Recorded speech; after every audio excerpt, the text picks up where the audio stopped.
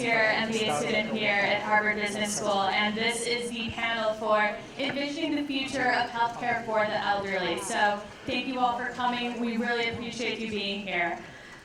So one kind of logistic item before we get started, they mentioned it during the keynote that we will have a Q&A session for the last 10 or 15 minutes of this panel. You can submit your questions via the Whova app if you go to this panel in that agenda tab in the Whova app. So make sure to submit your questions. So I'm going to turn it over to Dr. John Halemka, the president of the Mayo Clinic platform. He is going to introduce our panel and serve as the moderator. So let's give him a round of applause. So Liz, of course, this will be my first presentation as a not Harvard professor. So, sorry about that. But, Mayo, it's pretty exciting out there, as you'll hear. So today we're going to be talking about, as we have aging societies around the world, we all recognize costs are going up, primary care is becoming less available. We, unfortunately, as societies, are not getting the value we want from healthcare, so we're not going to be paying as much as we should for these elders to be healthy. So we have a panel discussion. We're going to each of them describe who they are and what they do, and then we'll have some facilitated discussions. So let me start with Jeff Price. He's the Chief Operating Officer and co-founder of Oak Street Health. I'm certainly interested to hear about how you are bringing more access to care to all these individuals. We have Susan Diamond, who's the president of Home Solutions at Humana, and we certainly believe that home solutions and home care is the future. And then we have Neil Waggle, who is the chief medical officer of Devoted Health, where all of my Athena friends have landed. Now, is it Waggle or Waggle? Wagley. Wagley, yes, sorry about that. So why don't we just go in the order of the panelists. Why don't we go ahead and, Jeff, tell us your story, what you do, and how it's going to help this elder issue. Great. Oak Street Health is a organization that is built from the ground up to deliver accountable and holistic primary care for older adults in underserved communities. Our mission is to rebuild healthcare as it should be. And to us, what that means is building primary care centers that are brand new, beautiful, that are located in communities where our patients live and work. And we invest a lot into prevention with the idea that we can reduce the utilization of higher cost services down the line. So what that looks like for a typical Oak Street patient who usually is about 70 years old, multiple chronic conditions. Most of our patients are on both Medicare and Medicaid. They get up in the morning, they take the Oak Street Green van to see their physician. They spend some time once they get there in the community room. We have events every day, including book club and chair yoga, Zumba classes, and so on. They get time with their physician where we're checking in on their chronic diseases longitudinally. We'll see them on average about 8 or 10 times a year on that. And then we'll take them home. Between visits, they'll get checks from our social workers, potentially our behavioral health specialists. And if they're really in a time of some sort of acute need, we'll send folks to their house to help make sure that their needs are being met. That model is quite expensive, but whenever you think about it, the cost of a hospitalization is much, much more. And so the cost of a hospitalization is about 100 times more than a primary care visit. So we invest a whole lot more in primary care in order to keep them well, have higher satisfaction and better outcomes. And it's working. So we're in 8 states, moving to 11 states this year, about 50 locations. Take care of about 80,000 patients on Medicare. And our idea is that we want to be a national, scalable, consistent model to take care of folks who don't otherwise have great access to care. And that's really what we're trying to do, and it's working. Well, great. Well, thanks for that. So, Susan, what is Humana thinking? Sure. So Susan Diamond, I've been in the community about 13 years. I'm the leader of a line of business we call the Home Solutions business. It was actually created earlier, about mid last year. And the intent there is that we have a very, very strong conviction about home-centered care models. We do believe in holistic, comprehensive, proactive, value-based primary care that Jeff just described. We have about 250 centers similar to what Jeff described that we either own or have partnerships with Oak Streets and others who provide similar models, and we are big believers in that model. We also believe, though, that we want to scale that model to many more patients, and so we do believe home-centric models will be required in order to get to the scale that's required. And so we're looking to introduce more solutions and services that would be inclusive of telemedicine and AI-facilitated interactions that can extend beyond the clinic and into the home, which we think is the most desired place for care to be delivered, both in terms of the ability to deliver in the home as well as patients' demand and desire to have care delivered in the home. Many patients who end up in a facility setting with a Medicare population never are able to go home after they spend a 7 or 10-day hospital stay. Just never are able to make it back home. So we are looking to build and introduce solutions that can support that. Within the home solutions business, and we serve Humana broadly. Our largest business by far is Medicare. We serve about 4.4 million Medicare Advantage members. We also have managed Medicaid and commercial. But within the Medicare population in the home business, we have a very large care coordination business that works to support primary care physicians to coordinate better holistic care. So we will look at analytics that drive preventative outreach and proactive outreach in order to address gaps in care. We will surround them with whole person care, so whether that's nutrition, whether that's transportation, whether that's social determinants of health, to make sure we can fundamentally get after the drivers and barriers that get in the way of proper care. We know that there aren't a lot of support mechanisms. A fee-for-service primary care model doesn't support the investments that Jeff talked about in order to do that, and so we serve within that organization to help support our primary care partners in some of those services. We also have a business that does comprehensive in-home wellness assessments. We absolutely believe that to truly care for the patients, you need to understand the home environment and the context in which they live, and in order to identify those and then bring to bear services that can support the range of needs that they have. And then more recently, in the last 18 months or so, we made an investment in the largest home health and hospice organization in the country. And while they're the largest, they still only represent about 7% of the market share, so it's a very fragmented industry.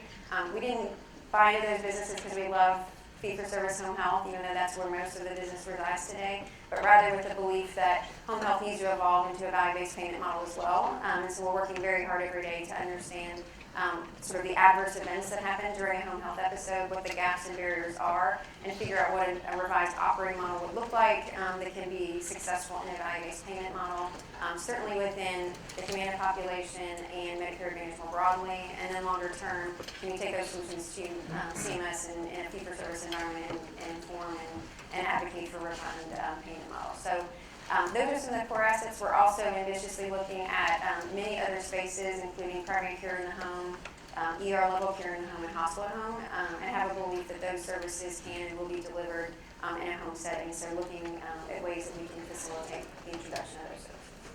Well, excellent. Neil.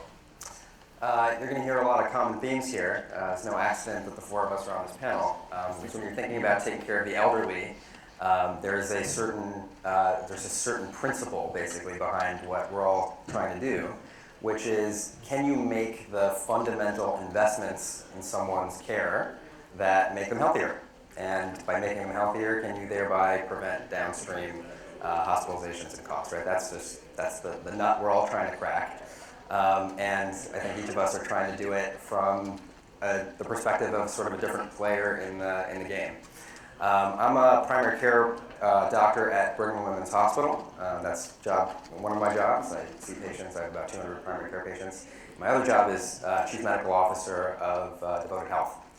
Devoted Health is a Medicare Advantage plan in Florida and Texas that also has clinical services to wrap around the patient.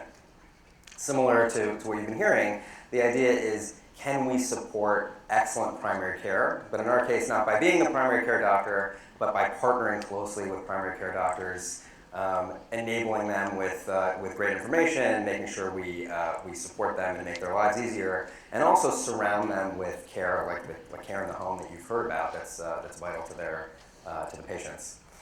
So we're trying to basically make those big investments in people's care, including by seeing them at home. I'll just give you a couple of stories here.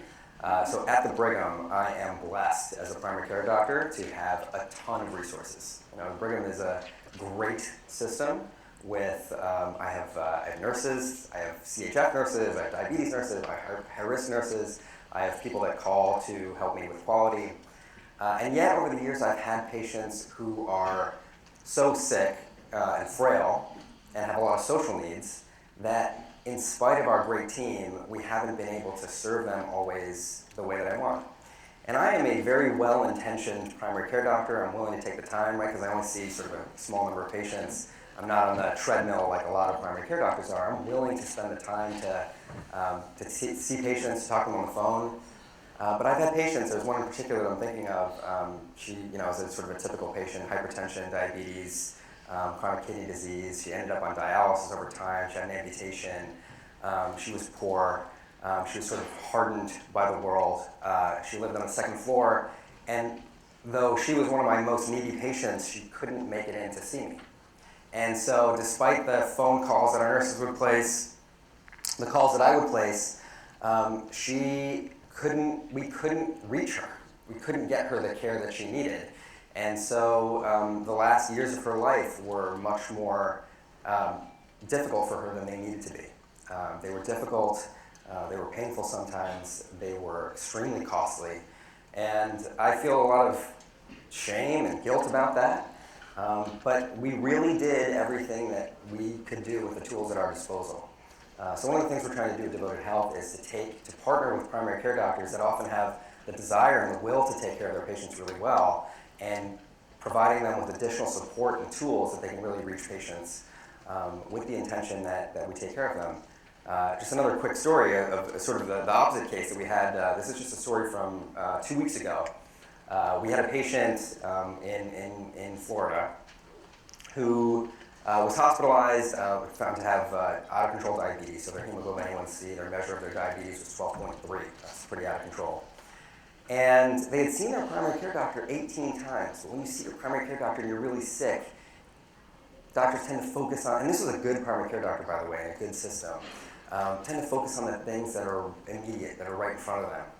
And so their A1C wasn't coming down. We sent a nurse practitioner to their home and immediately found out that despite these 18 visits that they had, they were injecting their insulin wrong, right? So just right there, you can see there's no way we're going to control your diabetes if you're injecting your insulin wrong. So he also lived with his daughter, who also had diabetes, not one of our members, and they were, by their own words, on the corn and potatoes diet, right? So if you're on the corn and potatoes diet, you're also not going to be able to control your diabetes. She taught them about nutrition, taught them how to inject their insulin. He was getting hypoglycemia because he was on an oral medication that was the wrong dose, and then he was eating chocolate when his blood sugars were too low. So like the whole situation was crazy. And with some interventions, within 8 weeks, his hemoglobin A1C came down to 7.8, which is a miracle, right? Like that's not the kind of benefit you usually see. So that's just an example of how being in the home, looking at someone's actual medications, how they're using them, can really make a difference.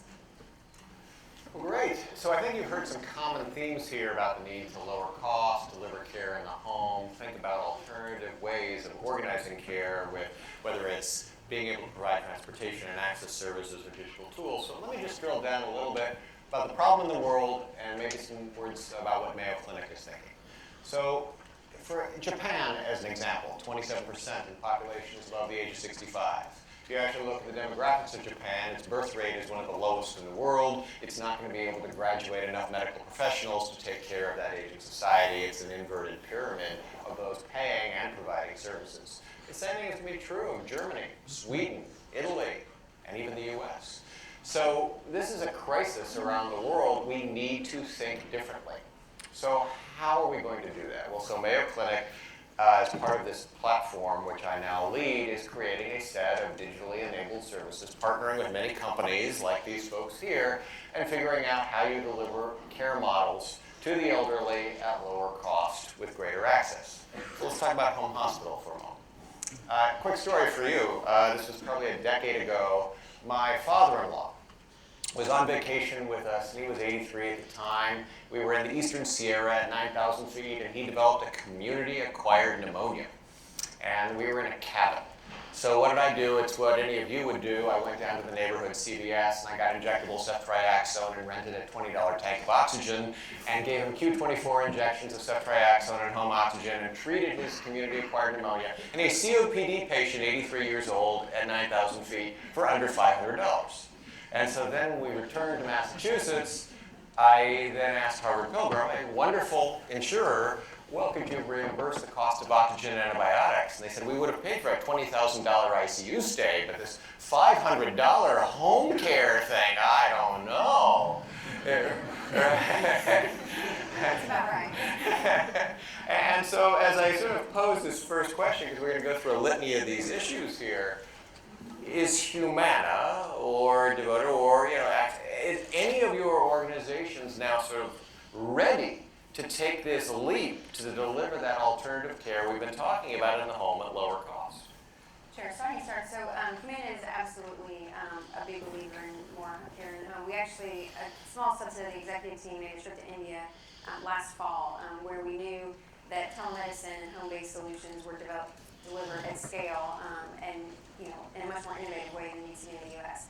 And so we were actually able to see ICU level care delivered in the home. We were able to see remote, ER level triaging with, leveraging paramedics in the home and the physician talent in a centralized location. So it was able to, give us proof points that this not only is, interesting but possible. And so as we've come back and looked, we do expect, frankly, in the very near term, to be able to implement some of those type solutions. To be honest, when you talk about trying to partner with hospital institutions, those don't get very far generally.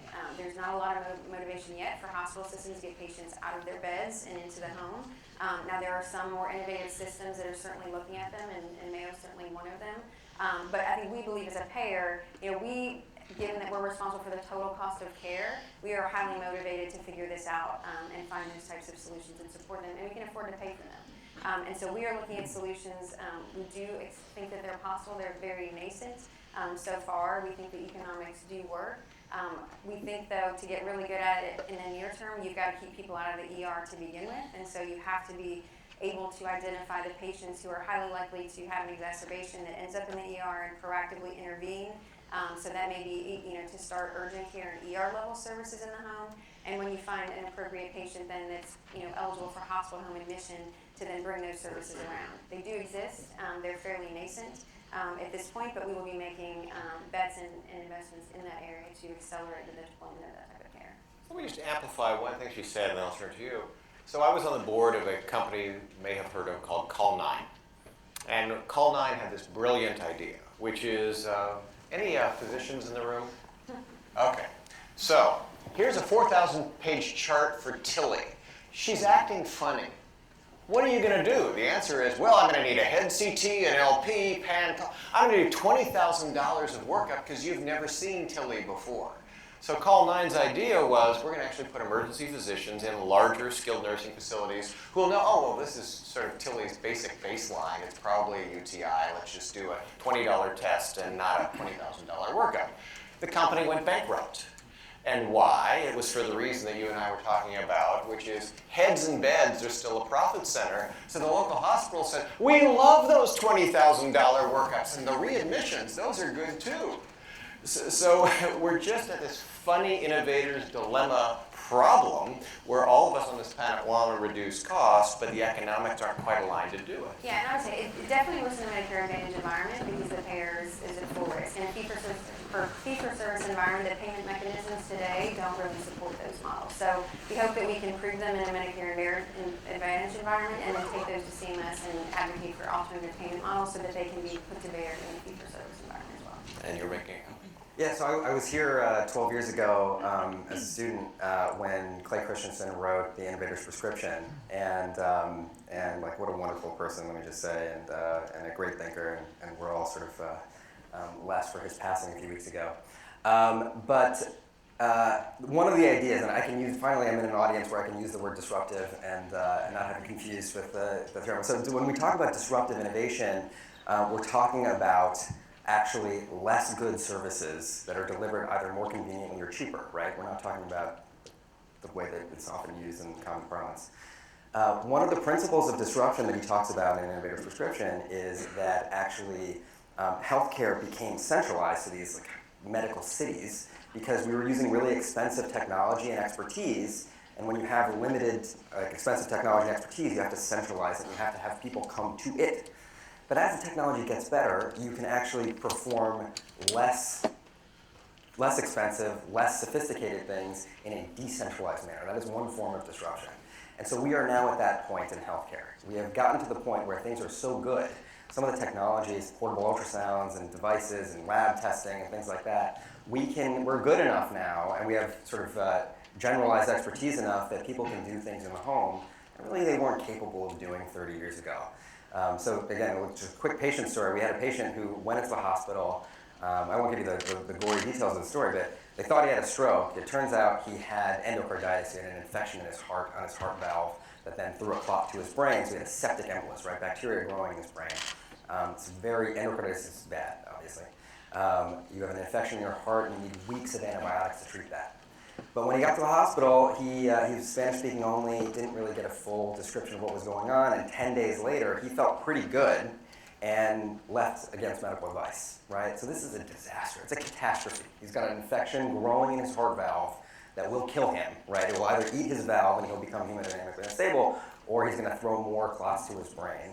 And he's at home not knowing what's going on. So we were able to catch that person, get him a PICC line, a peripherally inserted central catheter, and deliver him antibiotics twice a day in his home for the next 6 weeks, and probably save his life, but also, massively reduce costs. And that's something we can do now we couldn't do before, and we must do for the future of healthcare.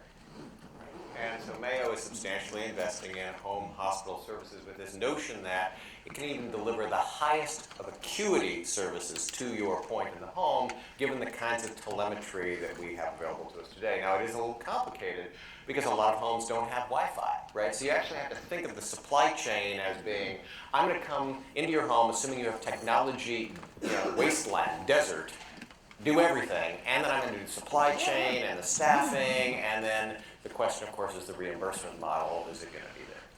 Well, any comments you would add to this sort of general theme of home? We think about, as a primary care doctor, we see our patients for a very small percentage of their time. And they're coming in even 8 or 10 times to Oak Street, which is a lot more than a typical PCP. However, most of the time, they're at home, they're in the community. And so we've thought a lot about, maybe not so much hospital at home, but how do we have low-cost interventions and touch points longitudinally with folks, which, to your point, Neil, there might be quote, worse interventions because they're not face-to-face, but in some ways they're better because there are more of them and they are more frequent, and you get a better holistic picture of what is happening. And so that looks like, it can be phone, there are applications that work. We also think about what sort of low-cost team members can do checks for our patients. So we have a community health worker program, which is essentially like a lay person who is from the community that our patients live in and can always just stop by and see how things are going. We've looked a lot at delegating more services under physician licenses to paramedics who have a degree of training and actually can intervene if something is awry. And we've seen great success with that. And because the interventions are actually quite inexpensive relative to a face-to-face visit, you can have a lot of them. That is helpful because one of the problems whenever you have interventions like hospital at home or others, which they are less expensive than an inpatient stay, but they're more expensive than kind of doing nothing if it was not needed. And there's this challenge of using predictive analytics or otherwise to identify the right population to put into those, to match the intervention to the person. And if you get that wrong, the ROI underlying the investment falls apart very quickly. So we think a lot about making sure whenever we have these extra interventions which cost more, we're being really thoughtful about who is getting them, and we tend to start with the group who is sort of in most acute need of it because you can build conviction around the ROI case, and then you start expanding the population a little bit at a time and keep testing the ROI as you go. Well, great. So all of us have talked about digital technology and interventions in the home that might involve better access, increased telemetry, and that sort of thing. So another line of business at Mayo is what we call our remote diagnosis and management platform, getting telemetry from the home, making interventions, making decisions based on machine learning models and these sorts of things. But let me give you a couple of anecdotes just to be provocative.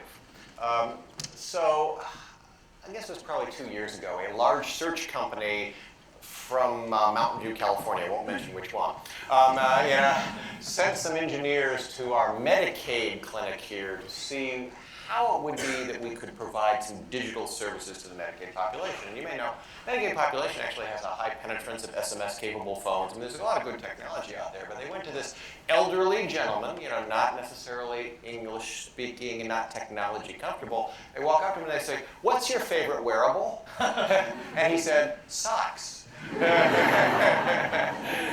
Right?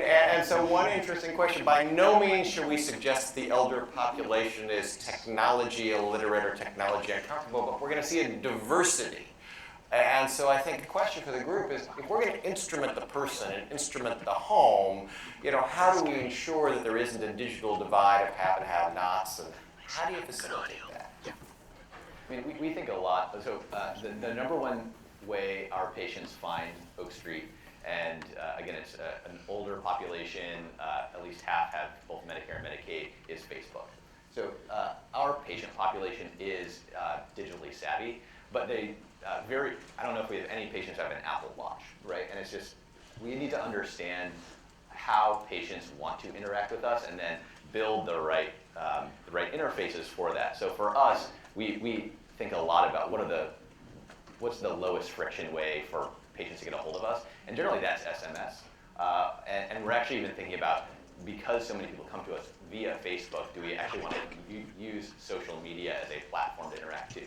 Now there's a lot of privacy things that we're trying to tackle, but why go and ask them to download a different app if they're already using something? So I think today, we certainly are thinking about this a lot, because most of the vendors that come to us ask us, they sort of assume that there's good Wi-Fi. And for our patient population, you can't always assume that their roof isn't leaking actively. And so the first thing is let's kind of stabilize the situation, and then we can start thinking about technology layering it in. And that's not, so we need to be careful about not putting the cart before the horse on this. And so for us, it's I think pretty early, but we're not at the point now where we think that's actually always the next most important thing to do. There's a lot of just more basic kind of human services type things that need to get solved first. Right, get the medication compliance, a reasonable diet, and a warm home. Comments you guys would make on digital? Yeah, we're spending a lot of time thinking about this, and we agree with Jeff that there are a lot of core foundational things that need to be addressed. Having said that, this point about the ROI has been challenging. We've tested a number of technologies, being able to effectively target the right patients to have that type of service, and then frankly having a relevant intervention to offer when there is an exacerbation. If you can't do all of those things, then it's sort of for naught. Having said that, some of the technology is certainly improving. The ability to get real-time continuous data, even over cellular platforms, for our population tends to work best. What we've seen too in some recent programs is, when you talk about even in a practice like in Oak Street, where the patient might be coming in 7 to 8 times a year, you might be only getting 7 to 8 blood pressure reads a year. Well, if you can get the patient to actually be taking continuous reads, even just the self-care and the self-management of those conditions tends to improve when they have many more reads than what they just get, on the coincidence that they're into the center. So we're looking at those types of solutions to deploy them to the most sort of chronic, complex populations, and then making sure we have a relevant intervention to offer in response. We're also, obviously, when we get into things like hospital at home, the level of remote monitoring capability ratchets up quite significantly. We were at JP Morgan earlier in January. The technology that is being developed and the price point at which it's being developed is certainly accelerating, and there's some pretty cool technologies that can do much more and allow for that level of acute care to be delivered at home. So we're watching it. We'll be testing some things.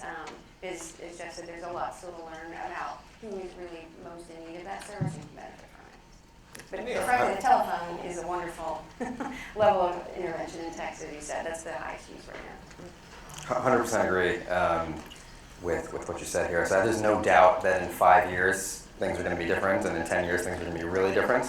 And then, everyone's going to be wired up, I think, by 10 years from now and be sending a lot of data. That's not where we are now, and I think that embracing the diversity of capability, as you were talking about, is sort of the key right now, to make sure that people who can do and people who can't, we figure out something else. And for the most part, it's in the something else category, even though people have a lot of technology. For what you mentioned, sort of using like 3G or 4G technology over like Bluetooth-enabled Wi-Fi, stuff like that. That's important, right? So you don't need to rely on somebody's Wi-Fi network if it's over a cellular network, right? So there are now these cellular-enabled blood pressure cuffs, for instance, that are probably more, if you can get it all configured and set up so there's nothing to do and it works out of the box and it uses the phone system, that's great. That being said, I would say, like, in addition to wearable technology, I think one of the places that technology is potentially most valuable to us right now is giving an organization the kind of fundamental perspective on a patient that we now build on an individual basis. So your example of handing a file of 4,000 pages to somebody, not valuable. But can you use technology to make sure that everyone from within one organization at least, right, and hopefully from multiple organizations that are working together on a patient, can you have the similar sort of relevant, up-to-date information and the social situation, the home life, and the preferences, and the daughter lives in New York, and their cat's name is Fluffy, right? Like, all that stuff is valuable to put in a place that enables an organization to care for a person rather than a set of individuals. So I think you've heard general agreements and some major themes, and I know this week's time for questions, but that we want to deliver more services in the home at lower cost, and we want to sustain quality and even deal with higher acuity there.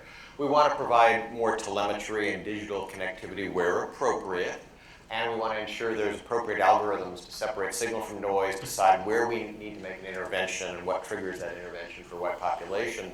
And ultimately, I think what you've heard from all three is that we need a new line of business, and I'm going to call that care traffic controllers, right? That is, they are taking all this data about you and then figuring out what care needs to be delivered in what way, and whether that's in the home or at a higher acuity with transportation and understanding your particular social determinants of health and needs.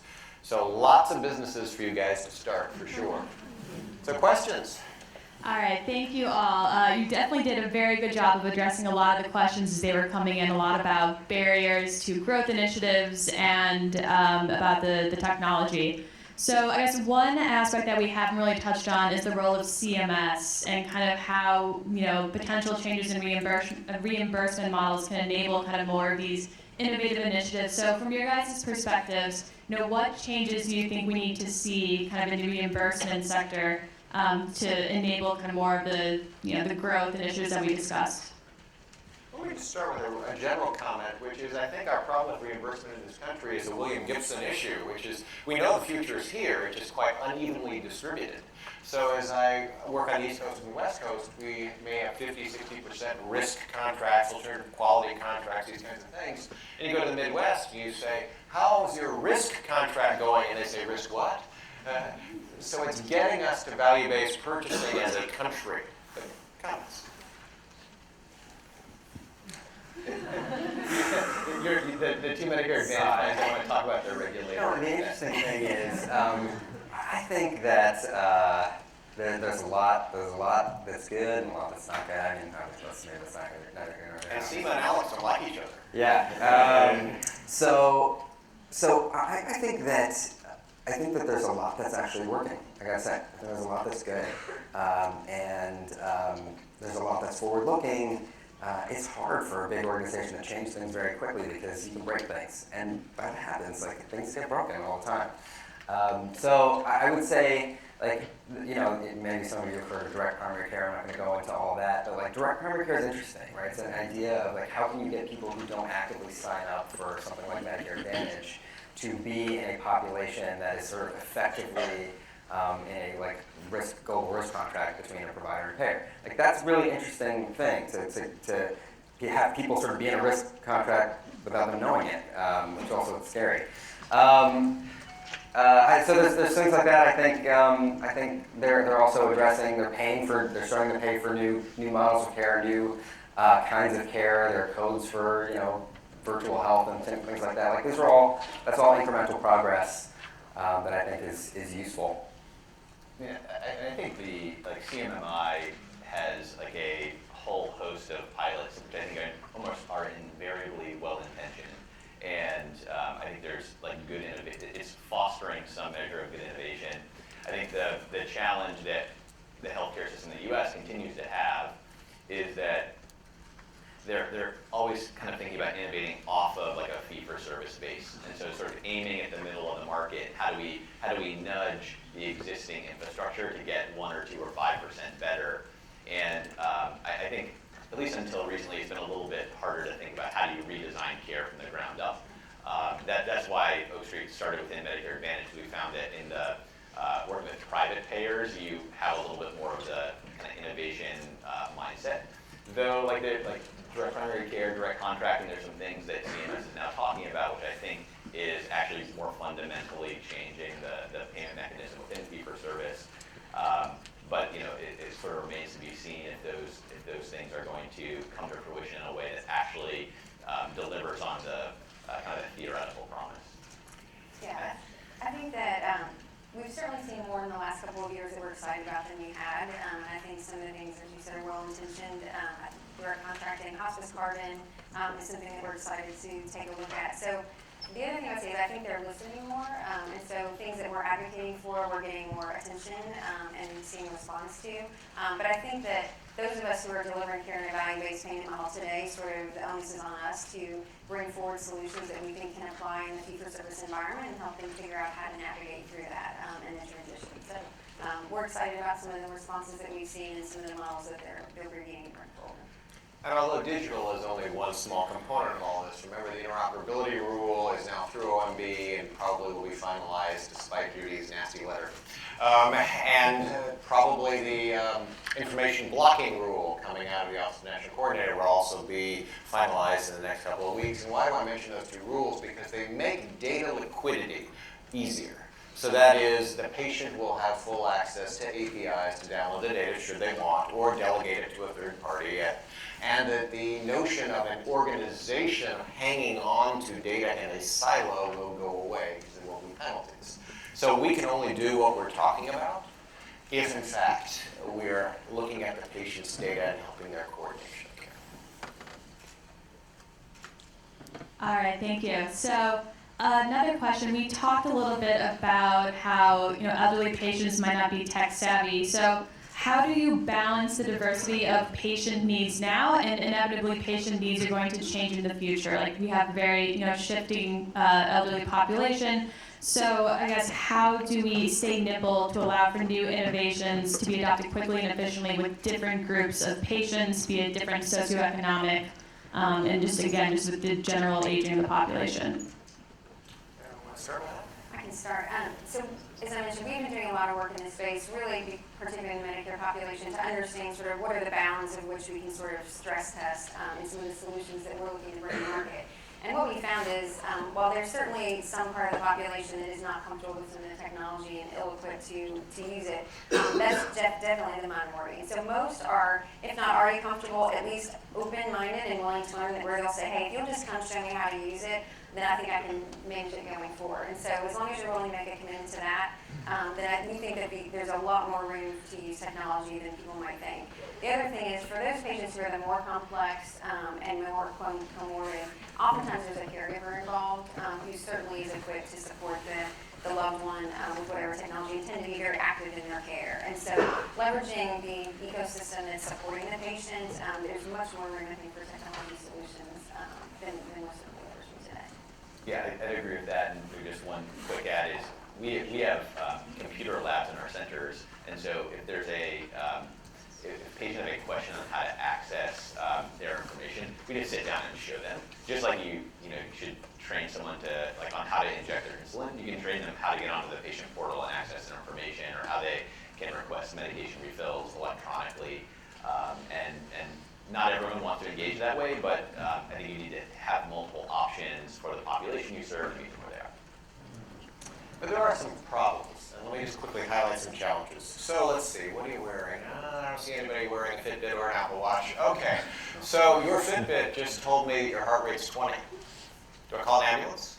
I don't know. It's a Fitbit. Is a Fitbit good or bad? I'm not sure. Right, so we don't have a set of provenance. This is the data, and this is how accurate or precise or believable or how much variation you see in an individual. We don't have the rules or the community standards to decide when to act or not. We get sued if we don't act, and we don't know. Right, so similarly, we were talking about Tilly's 4,000-page chart. Well, imagine that we're now getting blood pressures, pulses, pulse ox, and lead 1 ECGs every 5 seconds. How are we going to manage that data? Who is going to store it?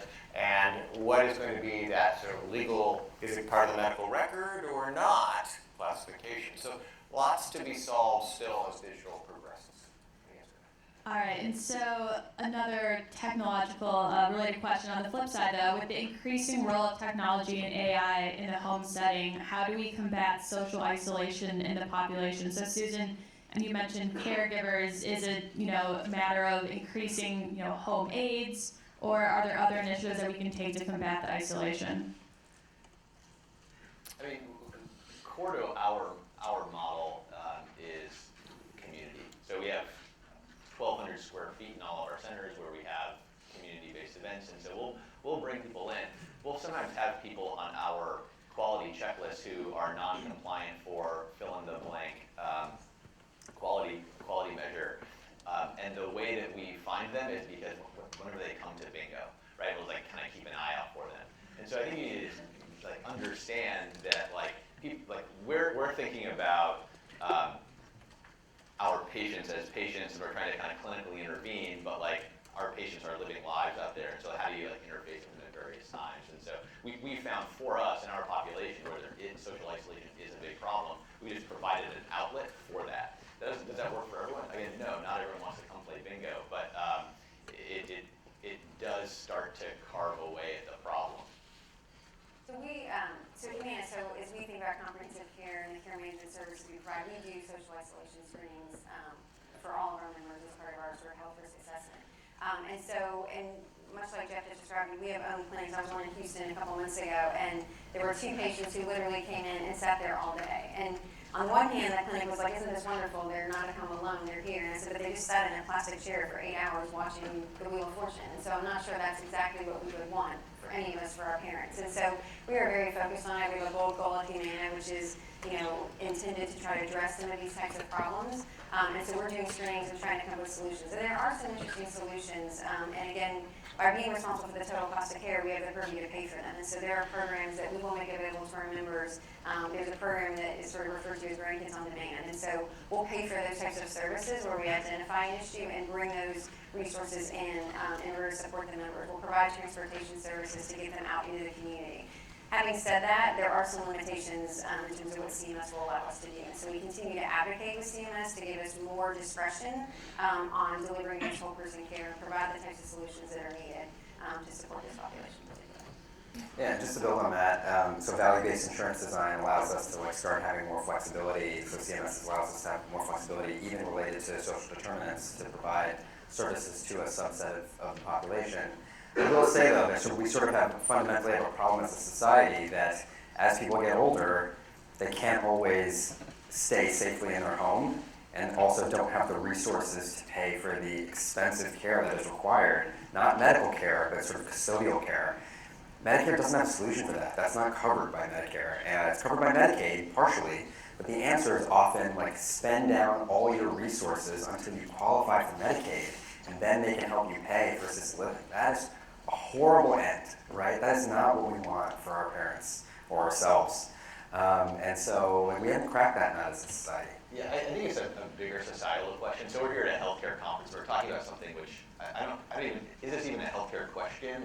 In other countries, they spend much more on human services. I think we're here and solving it because we know there's an ROI on it, because the cost then bleeds over into bad health outcomes, and we can avoid it. But fundamentally, is this where we should be as a society, sort of investing in a different way? I would say yes. And one last digital comment, because I know we're at time, and that is that my mom, almost 80, my father passed away 5 years ago, so she was a bit isolated. So what did I do? I put Google Home devices, I put virtual connectivity, I put Duo on demand. So she can now walk up to her TV and just say, call my son. And it just does. So in some ways, building virtual communities is a low-cost way to tackle some of the social isolation issues. Well, I want to thank all of our panelists. I'm going to run back to the Mayo Clinic where it's -17 and snowing. Have a great day.